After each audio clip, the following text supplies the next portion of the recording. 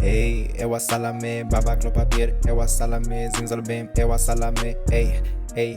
Hey. Hi guys, my name is Indigo and welcome back to my channel, or welcome if you're new here. Today we're doing yet another PR review. I have a lot of PR that I got in the mail and we are going to try them out and see which ones work and which ones don't. A lot of you guys really liked that last video, so we're gonna keep the same kind of format. However, I'm gonna change things a little when it comes to swatching because that was very obviously not the best way to swatch. Before we start off this video, please don't forget to like, comment, and subscribe and turn on post notifications, and let's get started. Today we actually have new foundations. Last time we didn't have any foundations to review.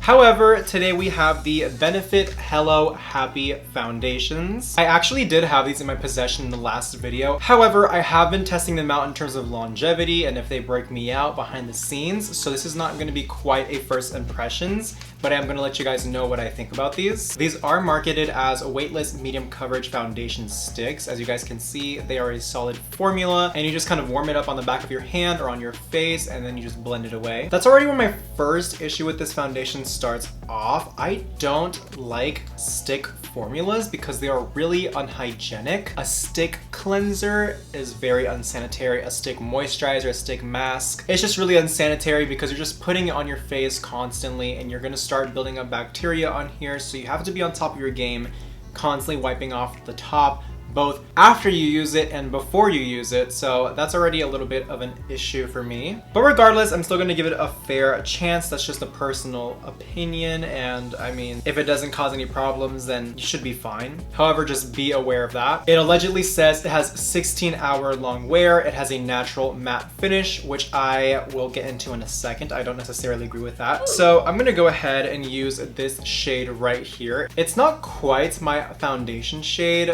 but let's talk about shade range. I'm gonna put a picture of the shade range right here.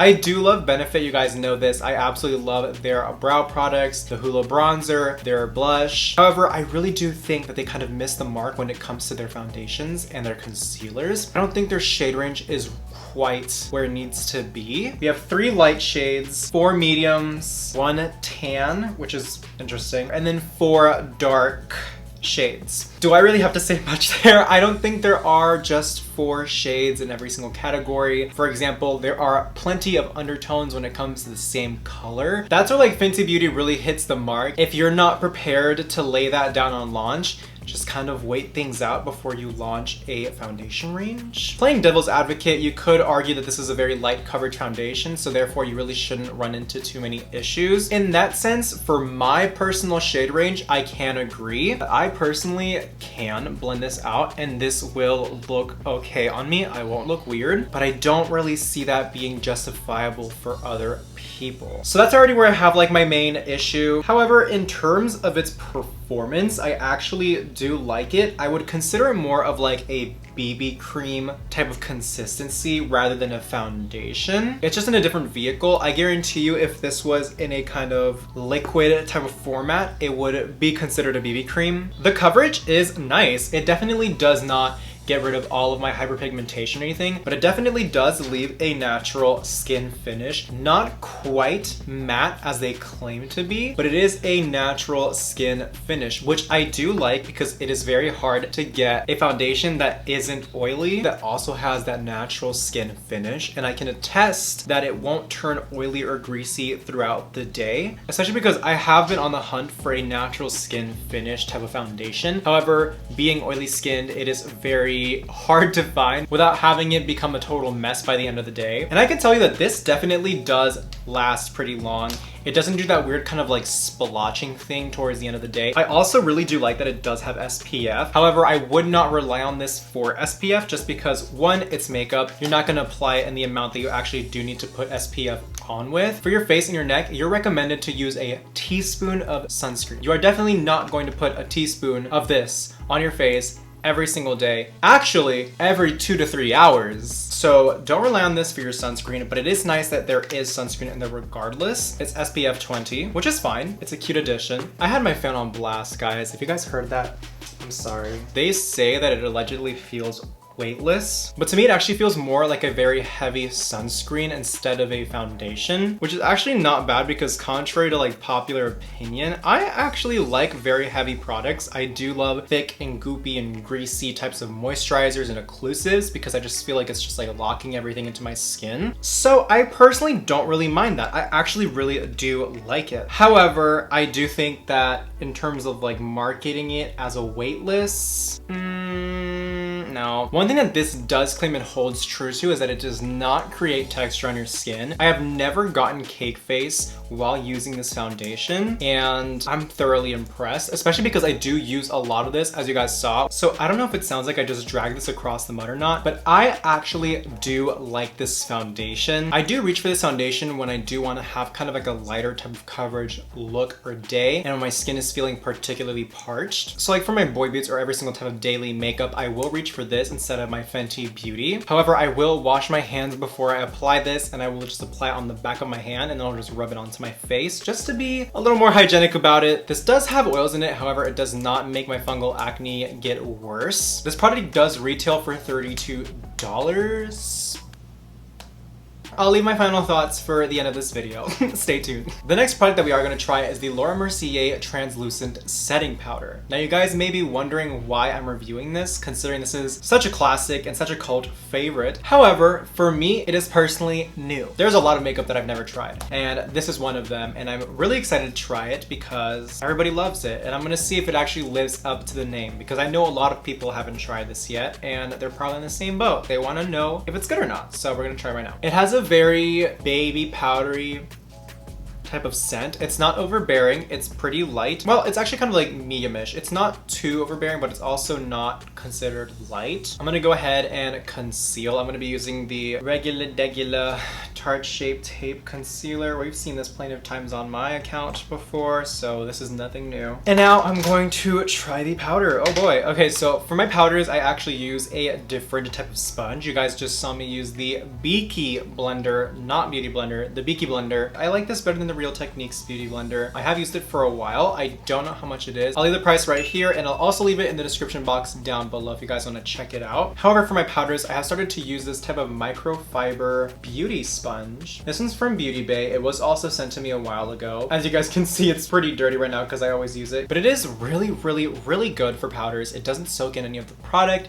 and it really just makes it go that extra mile, and I found that my powders last way longer when I use these. So I'm gonna go ahead and apply a decent amount. I just kind of set it. So I haven't actually dipped it back in, and right off the bat, I can already tell you that this is really good. I'm kind of like looking down under the harsh lighting just to see if it like has like that blurring effect as well, and it does. I am thoroughly impressed. But I'm also not, because everybody always raves about this. With and without. Same products, just this has powder on top. Kind of dope. Like really, really dope. The scent is not particularly my favorite, but I'm also just not a fan of most fragrances as a whole. But for some reason, it's almost bothering me as much as the scent from the Airspun Powder, which the Airspun Powder just smells like grandma. I'm not a fan. But this one smells more like baby powder. It's like on the opposite end of the spectrum. It's like I personally don't mind it, but my nose is like, I'm trying to see like if it actually feels kind of like cakey when I move my face. It does not, which is great because the Airspun powder definitely is really, really drying. This one isn't. This one's also a lot more expensive. It's $39. Yeah, so there's definitely a big difference in terms of quality right there. I'm gonna go ahead and brush it off. Okay, so far, so good. I'm gonna go ahead and do the rest of my base off of camera because there's nothing new to see there, and I'll be right back. We're gonna go ahead and start with our eyes now. I have two different palettes that we are going to be reviewing today, and that is the Ija Mascara Artistry palette and the Ace Beauty Vintage Dawn palette. This is what the palette looks like on the inside. It is definitely geared towards more wearable types of looks, which I do appreciate because I don't really have wearable palettes. It has a tiny little mirror here, which at first I was like, this isn't gonna do anything, but now that I'm looking at it, it's kind of like a visor type of look, and if you do your eyes, you actually do have full view of your eyes completely, so that's actually not that bad of a mirror. And then onto the Ace Beauty one, very pretty packaging right here, and the color story in this one is very stunning. By the names and also because I checked online, these eyeshadows are inspired by sunset colors, so we are definitely going to be using these if they work more often, because I am really obsessed with the color story on this one. I will have to say though that this is a very strange smelling palette. I know that's not the end of the world, but man, they really smell like Crayola finger paints from when you were little, when you just like dipped your finger into like the pot of paint. Not even similar, it smells exactly like that. Some of these shades do look a little chalky, so I guess we'll find out if I do actually like this palette or not. Okay, so this isn't the end of the world, but the Asa Beauty Artistry palette actually has no names or no indications of which color is which up on here, so I'm just gonna have to go ahead and guess. I'm gonna be using this shade right here, which is kind of this nude little color, to kind of carve out my shape that I want for my eyes. So there is our base. It doesn't look like much, but honestly, that's exactly what I wanted. We're gonna go ahead into the Asa Beauty palette. I'm gonna go into Pyramid, which is a very warm type of brown color. It does have a little bit of a fallout compared to the Asa Beauty, which does not, but that's not a deal breaker for me personally. Okay, so right off the bat, I actually do like the payoff. It is very rich, if that makes sense, and it's not patchy, which I do appreciate. And it's also not as like drastic or starch as some palettes can be, which is great and it sounds cute because it's pigment. However, sometimes you don't want the pigment right then and there. You want to build it up. At least I personally do. And I really appreciate a shadow that, while it has payoff, can also build it up to your liking. As for the color being true to the pan, I will say that this is pretty accurate. However, if you guys can see, this definitely does read a little bit more orangey, and there's some hints of a red in there and some type of peach tones, which you don't really get in the pan. However, for the eyeshadow that I have envisioned for today, I actually did want that type of effect. But overall, it blends really beautifully, as you guys can see right here. I'm also going to use that shade underneath my eye. Next, I'm going to use the shade Fade, which is this very dark, kind of cool brown, but it also almost registers a little bit purple. It looks like the color of the purple Skittle, but we're gonna try it. I'm gonna try and make it just a little bit dark around here. I'm scared because this one's really pigmented. Oh yeah, oh yeah. I really like this palette. I'm actually really surprised. It is blending really, really nicely. I don't think we've had a flop product yet. Mind you, I have actually not applied any primer to my lid just yet. So this is completely all on its own. And as you can tell, we've seen what some of our pigments in my collection look like on bare skin. And this is completely the opposite. So anyways, I'm gonna go ahead and use a white base just to kind of cut a crease. Yes, we are doing a crease today. So I'm gonna go ahead and use a packing brush, and I'm gonna go into the really extremely bright orange Horizon, which I am so excited to try. Are you kidding me? This is the brightest color in the palette.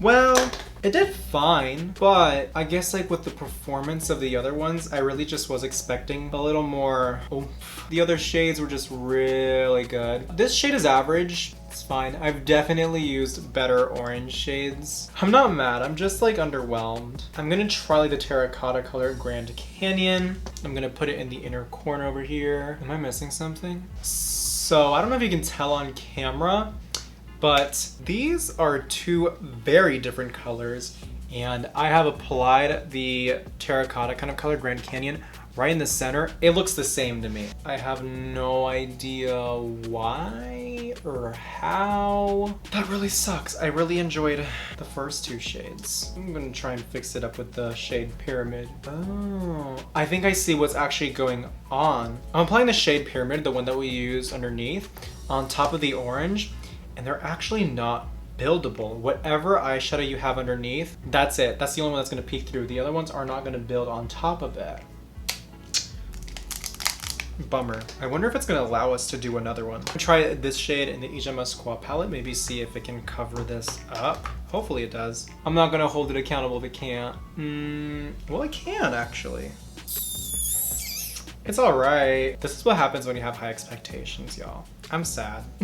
Well, since I actually had a different idea for this type of makeup look, I am actually going to use a separate eye shade, which is going to be my ice blue type of shade, which I love so much.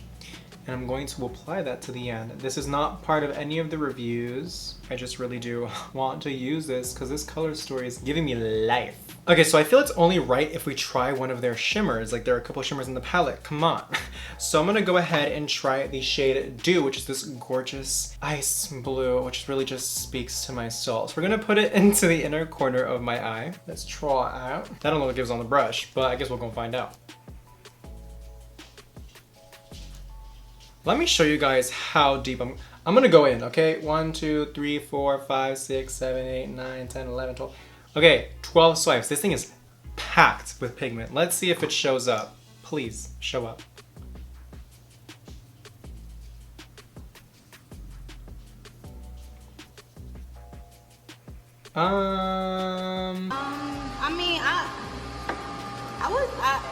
I was playing. I'm gonna go into the Glisten palette and I'm gonna use the shade Dream Big in the center, because what the fuck was that? I'm gonna pretend that did not happen. The difference. Okay, so for now, that is it in terms of the eyeshadows. I'm gonna go ahead and finish this entire eye look off of camera because that is not what we're focusing on right now. And I'll be right back. All right, we are back and I decided to add some little flames. I don't know if you can see that, so we're just gonna keep on going. Maybelline sent me one of their eyeliners. It is called the Hyper Easy Eyeliner Liquid Pen. You guys know that for my eyeliner, I mainly use the NYX Epic Ink liner, and if I'm not using that one, I use the House Labs eyeliner. I mean, it's eyeliner, what's the worst? Let me not say that. So here is the eyeliner. I'm really excited to try it. Ooh, that is precise as all hell. I'm really excited to try this because right now my eyes are really downturned. We're gonna hopefully change that right now. No complaints there at all. Works just like the NYX one and the House Labs one. Can't get mad at that. And I'm sure it's probably cheaper, if not the same price. Okay, so next I'm going to do my mascara. We do have a very interesting mascara here to try. It's called the Trestique. It's not one of my reviews if I don't butcher her name. Trestique, Tresemme, doesn't matter. Crazy packaging for mascara. The wildest packaging I've ever seen. There's like this weird contraption up here. There's a whole lot going on. There's even like instructions on it because it's this complicated. So step 1 is clear off clear. You already lost me, miss thing. Pull off clear cap. Oh, wow. There it goes. Wait a second. How do I access the... What? Press down along lash line. Oh my god. Wait, okay, so it's like a lash curler and a mascara at the same time. Well, the concept is cute, but like it's only one lash at a time. It's pretty small. I don't know whose eyes are this tiny. Girl, this is a whole lot of nothing. I'm sorry. Do you see a difference in my lashes? Because the answer is no. But then again, my lash is already curly. Whatever, we're just gonna try the mascara itself. Ooh. Oh, ma'am. The bottom lashes look nice though. They do, they do. Let me see how much this is before I say anything. I have a feeling it's gonna be expensive. This is $25. Cute idea. It sounds like it saves your life. Poor execution. The lash curler, way too small. You'd be better off just having a lash curler in your purse, in your bag, curling your lashes or whatever the hell, and then using a good mascara that is like half of this price. It's not atrocious. My lashes gotta like go all the way down here. Silky smooth. Trash. Anyways, stream Carity for $12. We started off this little review series with Carity for $12, vegan, cruelty-free, and you're trying to give me that for $25. When this next caller, for $25, I could get like 4 family-sized boxes of goldfish, and that is a good investment. I'm gonna go ahead and apply my Miami Lashes by Lily Lashes, and I will be right back. Okay, so we've gone ahead and applied our fake lashes, and now I'm gonna do my lips. This is the final step, second to last. But we are trying out the Gerard Cosmetics lip liner. I think the shade name is called Luna. Let's give this a try. This is definitely one of the creamier types of lip liners that I've tried in my life. I like this. It doesn't emphasize lip texture, and I feel like if I really wanted to, I could actually use this all over my lips and it wouldn't look strange, because I know some lip liners can look a little weird if you do use them all over your lip. It just doesn't look right. Not the case with this one, at least it doesn't seem like it. In terms of color and the payoff and the way that it looks good. It is just a little bit sticky. Regardless, I'm going to use my regular Morphe Taunt liquid lip in the center. Not much, I just kind of want to ombre it. I like it. And last but not least, we are going to use the Maybelline Glass Spray Finishing Spray. Basically a makeup setter. Allegedly, it's supposed to make your makeup look hydrated with a dewy finish.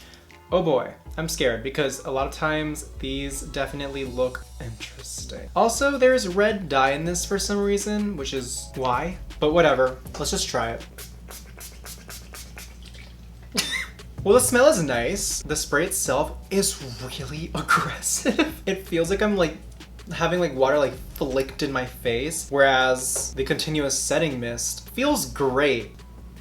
Ugh. It tastes so bad on my lips. Oh my gosh. As for its dewiness and what it left on my skin, I like the Morphe setting sprays better. Alrighty, well I'm gonna go ahead and do my hair and I'll be right back with the final look. Alrighty guys, so I am back with my final makeup look done. Alright, so let's recap the products. The foundation I do like, however, it is a bit pricey for what it actually is worth. It's not quite what it actually says it is. I do think this is kind of like a BB cream in a stick type formula, which some people might like. If you are in the market for a foundation that has a BB cream type of finish that does have some SPF in it and definitely does not cake up whatsoever, this is one product for you. However, if you are somebody who likes more of like a full coverage type of doll moment like I have right now, you might want to pass on this one. Also, I highly recommend that you do go to the store and try and find your shade match. Because of the lack of shade range within this line, it is very unlikely that you may find an exact match. Overall, would I recommend this? Yes, but not as a first or second or third option.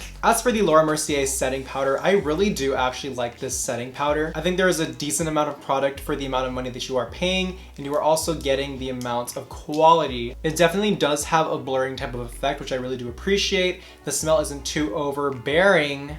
Airspun. I definitely see myself reaching for this again in the future, if not tomorrow. And now for the palettes. Okay, so the Asa Beauty Artistry palette, I actually have dabbled in a couple of days ago, and I do like it. The color story here I really do appreciate because I actually don't have these colors in my arsenal. Where they really shine is the matte shades. I do like the shimmer shades, however, they are more of like a metallic type of color, which I don't really gravitate towards very often, so I don't see myself using those. However, the matte shades are amazing. As for the Asa Beauty palette, the color story was amazing. I really wanted to like this so badly. I will say, I actually did use the dark blue on the outer part of my eye.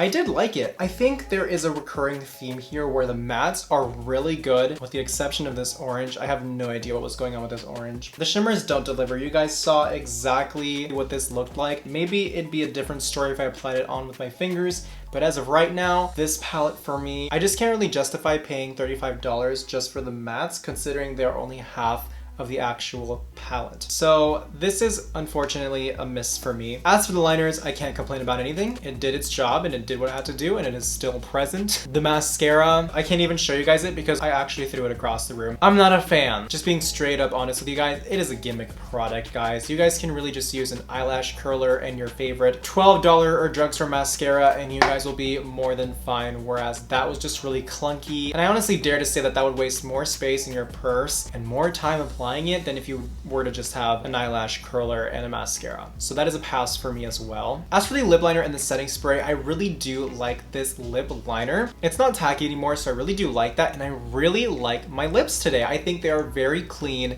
They came out really nice, plush, and soft. It definitely minimized a lot of the texture that I do have, well, we all have on our lips naturally, and I definitely see myself using this again, if not in my daily routine. Setting spray, I'm conflicted because it's so cheap that honestly, you get what you pay for. I can't really testify as to how well this does holding up your makeup because I just sprayed it on. But in terms of the finish that it leaves on my skin, I have probably been spoiled by Glow Recipe and Morphe, and I don't see myself using it. I'm sorry. So overall, I don't know the tally whether the majority were flops or the majority were not, but I actually really do like the way that my makeup turned out, considering that I used basically an entirely new, different makeup routine. I love the finish that my skin has right now. If I go underneath harsh lighting, I actually have no cakey texture, which is shocking to me because I really did do a camera makeup today, so I was expecting some type of texture. I don't have it. Did any of today's products speak to you? Let me know down in the comments down below, and let me know if you guys like the way my makeup came out or not,